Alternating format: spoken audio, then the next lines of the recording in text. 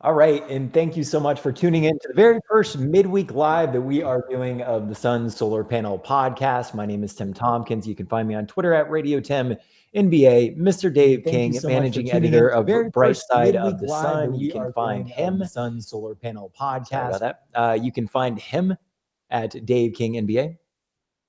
How's it going, guys and gals who are listening, watching, and thank you for making it. And Esposito at Espo on Twitter. What's up, buddy? Ahoy, hoy. How is everybody? Good. So, ahoy, hoy. What are you, the young skipper?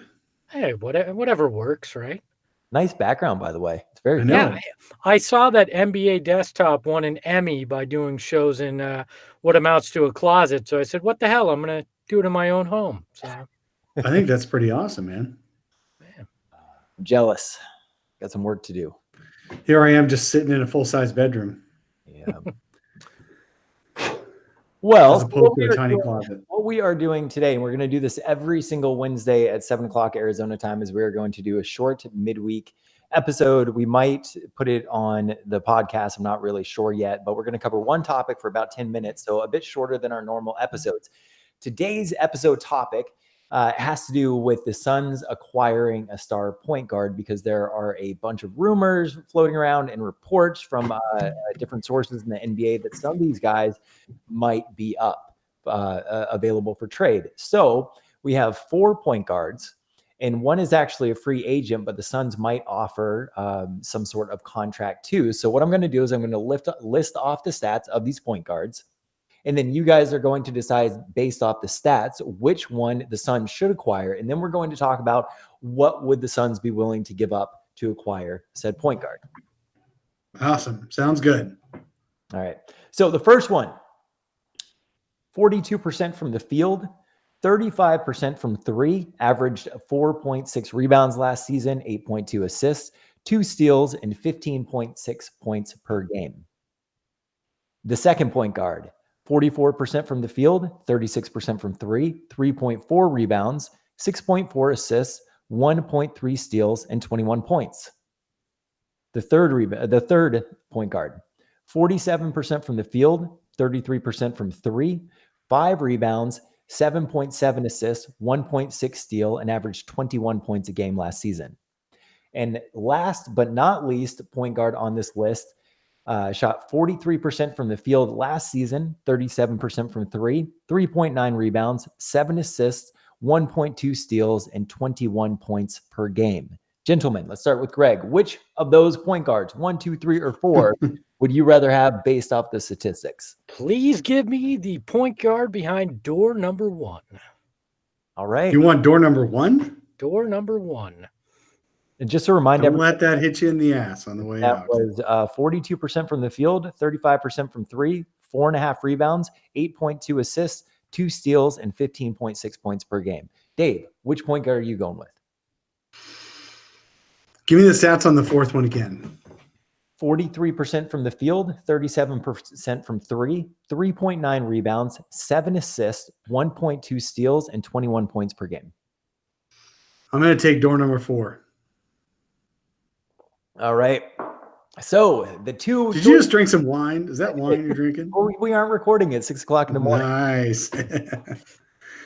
All right. So Greg, you chose Mr. Chris Paul. Oh God. 34 years old.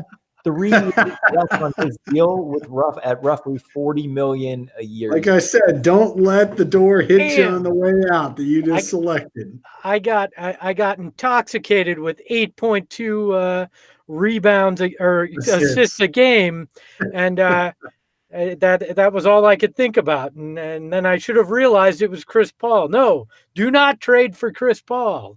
Kind of like dating. You focus on the wrong thing, then you realize, damn. You're focusing. Ironically, I'm an ass man and an assist man, apparently. So, all right, Dave, can you guess who you picked? You know, it's not exactly Drew Holiday, so I'm guessing this is your wild card, and it's probably someone I'm gonna hate, like D'Angelo Russell or something like that. I'm gonna get. Can I guess? He guessed it right. It was D'Angelo Russell. See, I don't want D'Angelo Russell though. Now, the reason why I put him on this list is there is a report out today that the Suns are considering offering him a max contract. By the Who? Oh, sorry. Who put that out? I don't remember off the top of my head, but if Yeah, it seems like it could be something that could be likely given his relationship with Devin Booker, whether or not Kyrie Irving ends up going over to the Nets. They certainly don't need Russell, Kyrie Irving, and Spencer Dinwiddie. Which point guard stats were Malcolm Brogdon's on that list? I did not include him. I don't think you included Darren Collison either. The point guards I included was Chris Paul, Mike Conley, Drew Holiday, and D'Angelo Russell. The interesting thing about D'Angelo Russell is there was also a report earlier this week that stated that the Nets would actually be interested in pairing him with Kyrie Irving potentially if Kyrie chooses the Nets. So that's interesting because I assumed if Kyrie went to the Nets, that meant that that D'Angelo Russell would be available. Well, of course they would say that. They don't want anyone to throw them a big old offer and have to match it. Well, that's true. But do you really think the Suns should jettison pieces to chase a max offer to D'Angelo Russell, full well knowing that the Nets can match it? Or, that seems dangerous. By the same concept, should the Suns be willing to part with because essentially in order to offer that max contract to D'Angelo Russell or to trade for one of these other guys, a Chris Paul, Mike Conley, Drew Holiday, they would likely have to move some pieces and attach some assets to it, which is about what they would have to do to clear the cap space to get D'Angelo Russell. So any of these guards that they want to acquire, they have to clear this cap space to get, throwing in assets. So that brings it up. The number 6 pick, the Bucks pick that nobody wants. Nobody probably wants the number 6 pick either. No. You would have to throw in at least one wing, whether that's a Josh Jackson or a TJ Warren. But then the question becomes, the most valuable asset these guys really have is Mikal Bridges. And are any of these players worth giving up Mikal Bridges for? You also have salary issues and stuff, Matt, salary matching issues and all that. And so Mikal Bridges does not contribute to that as much anyway. No, I would definitely – I don't want to give up Mikal Bridges in a trade for a point guard. I'll tell you that. But I really do think you can combine Tyler Johnson, Josh Jackson, and TJ Warren to get a point guard that another team thinks is overpaid that you can have for a couple of years until you're ready to move on to something else. And maybe that's Elie Okobo, maybe that's D'Anthony Melton. Who knows? But it could be somebody they draft even this year with it. I would send the number 6 pick out as an enticer, but it doesn't have any salary value if you send it as a pick before July 1. If you send it after July 1, it does have salary value. What concerns me as well is if you make a move with one of these wings to clear space, there's no guarantee that you're keeping Kelly Oubre either, because that's up in the air with free agency as well. So if you go for D'Angelo Russell or a Malcolm Brogdon or whoever making an offer in free agency as a restricted free agent, you can do that, leaving Kelly Oubre kind of in limbo as long as he doesn't take somebody else's contract, then he's off the books. But for the purposes of restricted free agency offers, you can kind of ignore your own restricted free agent cap holds use that cap space in another offer, as long as you're willing to renounce that player if your offer is accepted.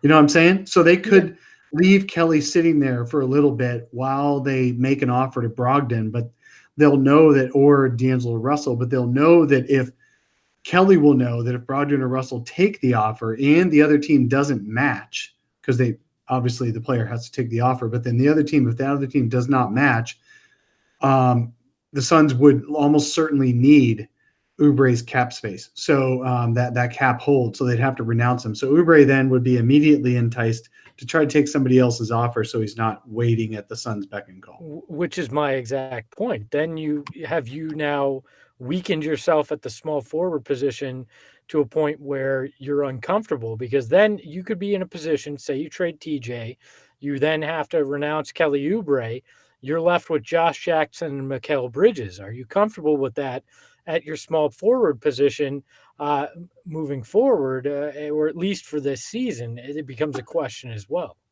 Yeah, I think you can find small forwards out there. I think that Kelly Oubre, while we love his attitude, we love how hard he plays. I really like the edge that he brings, and he plays much tougher than his pretty face.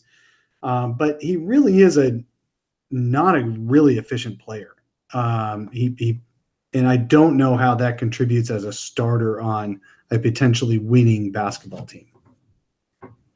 A lot of interesting possibilities that a trade for a point guard winds up opening up on the other end of it as well. I mean, there's a lot that's going to happen this offseason, and theoretically, as we sit here right now, if they make a big move, it's going to take a lot of shifting to get there. So would the Suns, to sum up this episode, because we're supposed to go about 10 minutes, I want to try and keep us on time for this, would the Suns be willing to give up a package that includes Mikal Bridges for a Chris Paul? No. No. Not if they're smart. Not even the number 6 pick. All right. How about a package including Mikal for Mike Conley? No. Not a chance. Drew Holiday? Yes. In a heartbeat. In a heartbeat? Yes. Yeah, Drew Holiday makes a big difference because he's under contract for 3 years. He's only in the mid-20s on salary as opposed to mid-30s. And he, at 28, he's got several more years of prime left, and you can then re-sign him at the end of that as well. And he's a two-way player. He's made the all-defensive first or second team last 2 years. Plus, he's one of the best distributors in the game, and he can score. He's the whole package. Would you guys do it? Yes. I would do it. David Griffin won't do it, though. No, Griffin will keep Holiday. Well, I mean, it kind of depends on what happens with Anthony Davis, but only he knows. They're going to build around Drew Holiday and Zion Williamson. Yeah. They're not going to deal him. Darren Collison's the realistic answer here. This is where we're going to wind up. It's depressing to hear Darren Collison is the realistic answer. I want Malcolm Brogdon to be the realistic answer. The Bucks cannot keep Malcolm Brogdon because they've given so much money to the other guys. He's not a playmaker. He's a good player. He's part of the 50-40-90 club. But the way he plays allows you to have Booker be the primary or most of the time, but not all the time guy. I like him. I don't like him for anything more than an MLE. Yeah, I don't like him at the $20 million it's going to take you to get him. 20's high. I agree with like him at 11. I mean, really, have you ever seen him make one assist one time? He averaged 4.6 this year. But did you ever see one? Well, it doesn't matter. Did we see any assists this year? He averaged 3.6 this year. I mean, it's we just watch him in the play. He's a good player. He's not a playmaker. He's not a playmaker. No. The Suns said they're going after a combo guard. So let me ask you guys, finishing this episode out, should we upload this to the podcast? I say we do it this week as a little taste, and then maybe we find a way to incentivize people to find it in other places. Yeah. All right. Well, on that note, it's been fun. Everyone watching on YouTube, we will be back. Thanks, everyone. Next Wednesday and every Wednesday until we get tired of doing it at 7 o'clock Arizona time. Excellent. Have a good week. Later, guys.